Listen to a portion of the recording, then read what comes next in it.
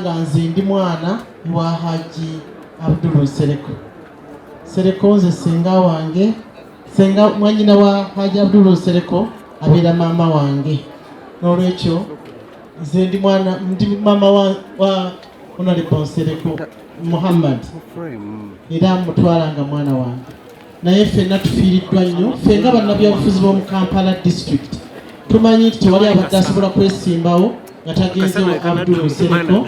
Era tubadde nga tugendayo ewa Haji Abdul Nsereko era abadde menta waffe nga tumulabanga menta. Abadde nga tugendayo bintu byenjawulo ennyo okutuyigiriza protocol, okutuyigiriza buli kintu kyonna. Era bannabyabufuzi bonna mu Kampala bonna bafiiriddwa nnyo kubanga ffe tubadde tulabanga tannabakaddiwa era ng'akyali muto, nga nakati ku myaka gino gy'abaddeko tubadde tukyagendayo n'atubuulirira. Pozzi baminisita babanjudde, inayo wano akulira ba elders mu Kampala mu ideology, Godfrey Bahemuka ko bakulabe. Natambule ne Meya Uhuru simanyi watudde ndowooza aleeyo mu bantu ali eyo kumanyi yabeera mu community. Ku lw'abantu ba Kampala Central Division bonna babatumidde era babasaasidde nnyo. Bane mukubeeko kalulu aba Kampala Central bategere nti bwe muli. Babatumidde ne bebaza obuweereza bwa Honorable Nsereko bwabaddeko kuba yatandika okukwata ekisinde kino ng'akyali mu pati eno gye tukyalimu n'okudda mu independent kubanga yagana ojoininga pati yonna okujjako okubeera nga ye ali yekka bw'ati. Babatumidde nnyo Kampala district yonna. Pozi Honorable Nsereko MK akutumidde kubanga ategedde nti nzija era nanga nti obubaka bwange butwale obutuuse ewa mukwano gwange nnyo Honorable Nsereko akutumidde nnyo. Tukwebaza buli kintu kyonna Katonda yawa era yajjawo ate tujja guma kubanga tuli bannaddiini ne tusaba ekintu kimu.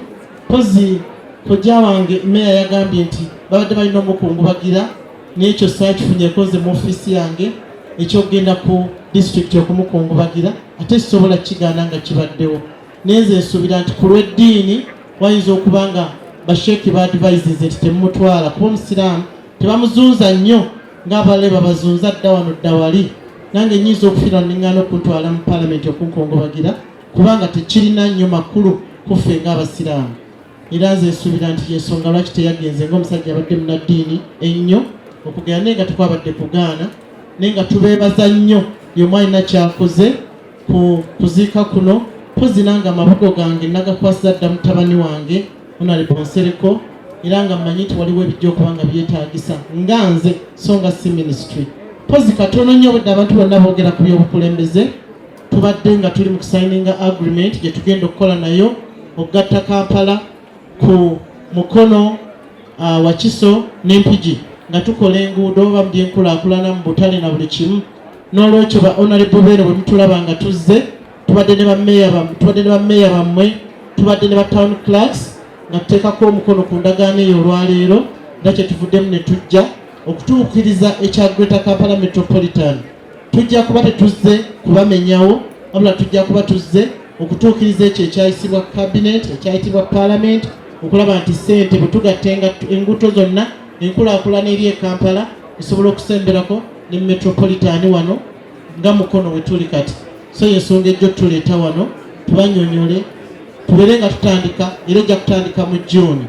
Ekyo kinene nnyo ku lwa gavumenti. Bannange kitalo nnyo kitalo ddala. Mwebale kujja kutuziikirako, mwebale kutukungubagirako. Mukama buli omu wajje amuddizeewo. Assalamu alaikum wa rahmatullahi wa barakatuh.